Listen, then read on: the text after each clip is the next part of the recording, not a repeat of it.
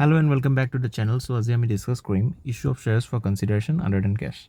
এতিয়া আপোনালোকে মন কৰক কেতিয়াবা এনেকুৱা হয় যে এটা কোম্পানীয়ে এছেট কিনিব বা বিজনেছ কিনিব বা কিবা কিবি বস্তু যেতিয়া তাহাঁতি কিনিব খোজে তাহাঁতি কেতিয়াবা কেছত পইচা নিদি পেলাই চেলাৰজনক তাহাঁতৰ শ্বেয়াৰ্ছ দি দিয়ে। চ' এইটোকে কয় issue of shares for consideration other than cash. এতিয়া আপোনালোকক স্ক্ৰীণত মই অলপ কিবা লিখি লৈ আহিছোঁ আপোনালোকে বুজি পাবৰ কাৰণে। আপোনালোকে বুজি পাইছে যদি মই চাওক বা নহ'লে মই পঢ়ি দিছোঁ। ইয়াত কৈছে যে sometimes a company acquires an asset or business and instead of paying the seller in cash it pays by issuing its own shares। তাৰমানে কেতিয়াবা এটা কোম্পানীয়ে কি কৰে, মই অলপ আগত যিটো আপোনালোকক ক'লোঁ, এটা বিজনেছ কিনিব পাৰে এটা কোম্পানীয়ে, বা এটা এছেট কিনিব পাৰে, এটা মেচিন কিনিব পাৰে, যিকোনো বস্তু কিনিব পাৰে, আৰু কিনি পেলাই সেই চেলাৰজনক তাহাঁতি কেছত পইচা নিদি পেলাই তাহাঁতক শ্বেয়াৰ্ছ দি দিব পাৰে। চ' এইটোকে কয় this is called issue of shares for consideration other than cash. এতিয়া এক্সাম্পল কি হ'ব পাৰে? Purchase of a machinery, land or building, purchase of a business. So' এইবিলাক এইটো আমাৰ এটা এক্সাম্পল হয়। এতিয়া লেণ্ড এণ্ড বিল্ডিঙৰ কথা আমাৰ যদি এক্সাম্পলটো আপোনালোকক ক'বলৈ যাওঁ, এতিয়া ফৰ এক্সাম্পল ধৰি লওক এক্স লিমিটেড বুলি এটা কোম্পানী আছে। তাহাঁতি ধৰি লওক এটা ফ্লেট কিনিছে। যদি এটা ফ্লেট কিনিছে, তাহাঁতৰ হাতত যেনিবা পইচা দিয়া নাই, তাহাঁতি সেই কোম্পানীটোক যাৰ পৰা কিনিছে তাহাঁতৰ কোম্পানীৰ শ্বেয়াৰ দি দিছে। চ' এইটোকে কয় issue of shares for consideration other than cash. এতিয়া আপোনালোকে এক্সাম্পলটো বুজি পালে বা আপোনালোকৰ ডেফিনেশ্যনটো কি বুজি পালে, মেইন কথাটো কি সেইটো বুজি পালে। চ' আপোনালোকে আৰু এটা কথা ইয়াত জানিব লাগিব, সেইটো হ'ল ফৰ্মুলা। এতিয়া মই আপোনালোকক ফৰ্মুলাটো ইয়াতে লিখি লৈ আনিছোঁ। আপোনালোকে এইখন স্ক্ৰীনশ্বট মাৰি থ'ব পাৰে বা আপোনালোকে নিজৰ নোটবুকত বা কপিত লিখি ল'ব পাৰে।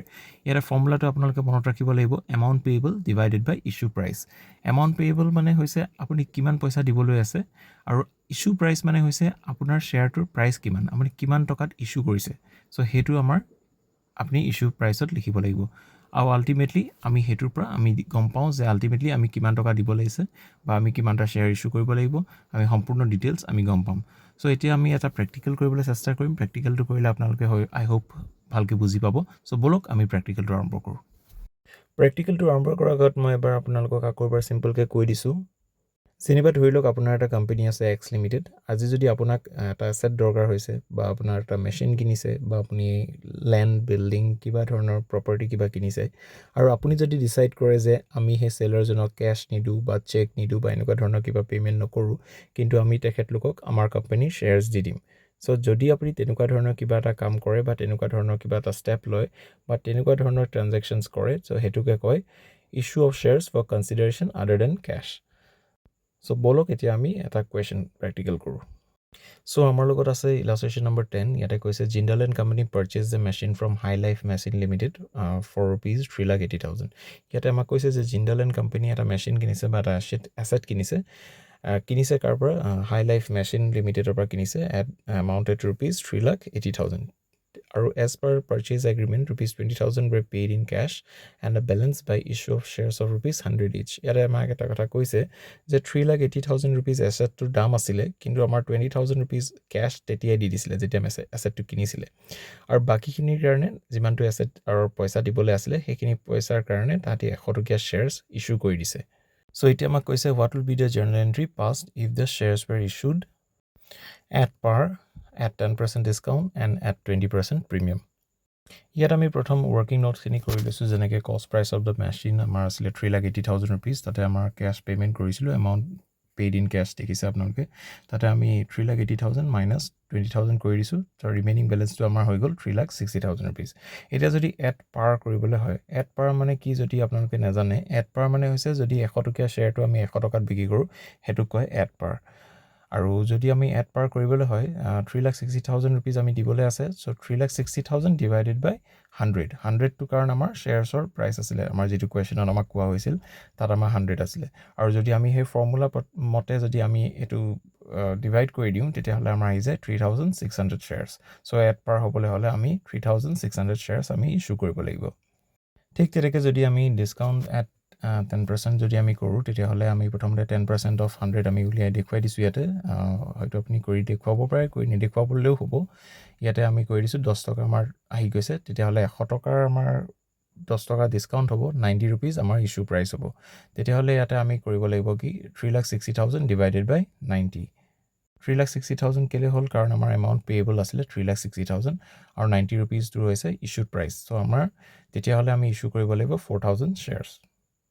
আৰু যদি আমি 20% প্ৰিমিয়ামত যদি ইস্যু কৰিবলৈ হয় তেতিয়াহ'লে আমি প্ৰথমতে 20% অফ 100 rupees কৰি দেখুৱাই দিছোঁ 20 rupees হ'ব আৰু 100 + 20 কাৰণ আমাৰ 100 টকা যিটো আমাৰ নৰ্মেল প্ৰাইচ আছিলে আৰু যদি আমি তাত প্ৰিমিয়াম এড কৰি দিওঁ তেতিয়াহ'লে আমাৰ 100 + 20 হ'ব তাৰপিছত আমি যদি তাহাঁতৰ ফৰ্মুলাটোৰ মতে প্লেচ কৰি দিওঁ তেতিয়াহ'লে এমাউণ্ট পেয়েবল ডিভাইডেড বাই ইস্যু প্ৰাইচ এমাউণ্ট পেয়েবল আমাৰ হ'ব 3,60,000 rupees আৰু ইস্যুড প্ৰাইচটো হ'ব আমাৰ 120 rupees 120 rupees কেলে হ'ল কাৰণ আমাৰ এইটো প্ৰিমিয়াম 20% প্ৰিমিয়াম অফ 100 rupees আৰু আল্টিমেটলি আমি ডিভাইড কৰি পালোঁ 3,000 শ্বেয়াৰ্ছ যদি আমি প্ৰিমিয়ামত ইস্যু কৰিবলৈ হয় তেতিয়াহ'লে আমি 3,000টা শ্বেয়াৰ ইস্যু কৰিব লাগিব তো এতিয়া বলক আমি জাৰ্নেল এণ্ট্ৰিখিনি পাছ কৰোঁ ইয়াতে আপোনালোকে দেখিছে প্ৰথম এণ্ট্ৰিটো আমি কৰিছোঁ machine account debit to bank account to High Life machine account এতিয়া আমি মেচিন একাউণ্ট ডেবিট কিয় হৈছে কাৰণ আমাৰ ওচৰলৈ মেচিন এটা আহিছে চ' মেচিন একাউণ্ট ডেবিট আমাৰ এনে প্ৰাইচটো আছিলে 3,80,000 rupees এফালে ভৰাই দিছোঁ আৰু বেংক একাউণ্ট আমাৰ এইকাৰণে আহিছে কাৰণ আমি যেতিয়া এছেটটো কিনিছিলোঁ তেতিয়া আমি 20,000 rupees কেছ পে'মেণ্ট কৰিছিলোঁ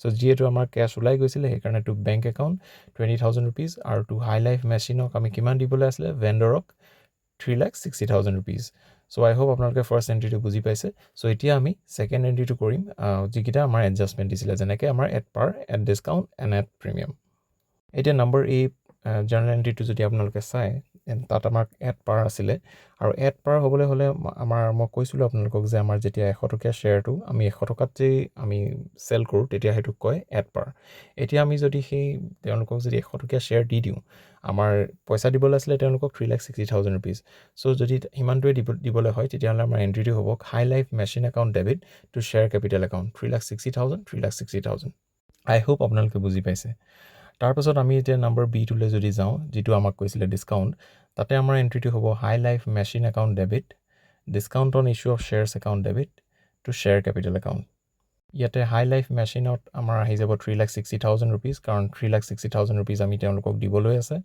discount on issue of shares হ'ব কাৰণ আমাৰ 10 টকা আমি ডিছকাউণ্ট দিছিলোঁ আৰু আমাৰ কিমান শ্বেয়াৰ্ছ আমি ইছ্যু কৰিছিলোঁ আমি ডিছকাউণ্টৰ ক্ষেত্ৰত যদি 90 rupeesকৈ যদি আমি ইছ্যু কৰোঁ আপোনালোকে আগৰ শ্লাইডখনত বা আপোনালোকে যদি প্ৰেক্টিকেল কৰি আছে আপোনালোকৰ বুকখনতো পাব তাতে আমাৰ কিমানটা শ্বেয়াৰ ইছ্যু কৰিছিলোঁ 4,000টা শ্বেয়াৰ ইছ্যু কৰিছিলোঁ চ' 4,000 into 10 কৰি দিছোঁ কাৰণ যিহেতু আমি 10 টকা ডিছকাউণ্ট দিছোঁ সেইকাৰণে আমাৰ ডিছকাউণ্ট কলমত আহি গৈছে 40,000 rupees তাৰপিছতে টু শ্বেয়াৰ কেপিটেল একাউণ্টত আমাৰ কি আহিব এনেই আমি কিমান পাব লাগিছিলে শ্বেয়াৰ কেপিটেল একাউণ্টত আমি সেইটো ৰেকৰ্ড কৰিম যে আমি 4,000টা শ্বেয়াৰ আমি ইছ্যু কৰিছোঁ এনেই আমি 100 টকীয়া শ্বেয়াৰ কিন্তু 4,000টা ইছ্যু কৰিছোঁ তেতিয়াহ'লে আমাৰ এনেই এণ্ট্ৰিটো কিমান হ'লহেঁতেন 4 লাখ টকা চ' আমাৰ আল্টিমেটলি 3,60,000 40,000 ডিছকাউণ্টৰ কলমত আহিব আৰু টু শ্বেয়াৰ কেপিটেলত আহি যাব 4 লাখ rupees আই হোপ আপোনালোকে বুজি পাইছে এতিয়া আমাৰ ওচৰত আছে একেবাৰে আমাৰ ফাইনেল এণ্ট্ৰিটো এইটো হৈছে এটা প্ৰিমিয়াম অফ 20% এতিয়া প্ৰিমিয়াম অফ 20% মানে 100 টকাৰ 20% মই আপোনালোকক অলৰেডি আগতে কৈছিলোঁ চ' এতিয়া আমাৰ এণ্ট্ৰিটো কি হ'ব High Life machine account debit হাই লাইফ মেচিন হৈছে আমাৰ ভেণ্ডৰ যাৰ পৰা আমি কিনিছিলোঁ বা চেলাৰ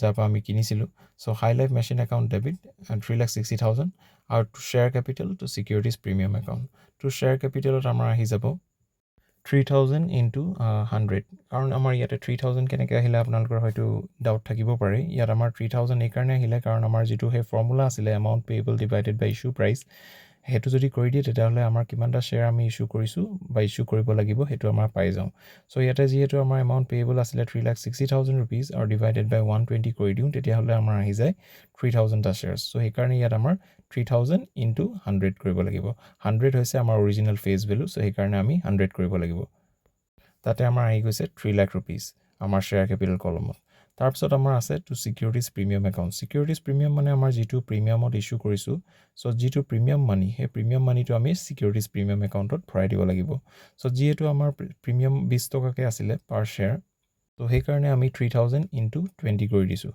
চ' 3,000 into 20 কৰি দিয়াৰ লগে লগে আমাৰ ছিকিউৰিটিজ প্ৰিমিয়াম একাউণ্টৰ এমাউণ্ট কলমত আমি ভৰাই দিছোঁ 60,000 rupees চ' আল্টিমেটলি আমাৰ 3,60,000 দুইটা ছাইড ডেবিট আৰু ক্ৰেডিট ছাইড বেলেঞ্চ হৈ গৈছে আৰু আমাৰ প্ৰেক্টিকেলটো ইয়াতে শেষ হৈছে চ' আই হোপ আপোনালোকে বুজি পাইছে যদি ভিডিঅ'টো বুজি পোৱা নাই আপোনালোকে আকৌবাৰ চাবলৈ চেষ্টা কৰিব ভিডিঅ'টো আৰম্ভণিৰ পৰা আকৌবাৰ চাব আৰু যদি কিবা কনফিউজন আছে আপোনালোকে কমেণ্টত লিখিবলৈ নাপাহৰিব অকণমান আপোনালোকে থিয়ৰিখিনি এবাৰ পঢ়িব আৰু ফৰ্মুলা যি কথাখিনি মই আপোনালোকক ক'লোঁ সেইখিনি কথা অলপ মনত ৰাখিবলৈ চেষ্টা কৰিব আকৌ এবাৰ কৰিবলৈ চাব আপোনালোকৰ নিজৰ এখন কপিত চ' ভিডিঅ'টো শেষলৈকে চোৱাৰ বাবে ধন্যবাদ like the video' subscribe for more simple explanations and I will see you in the next one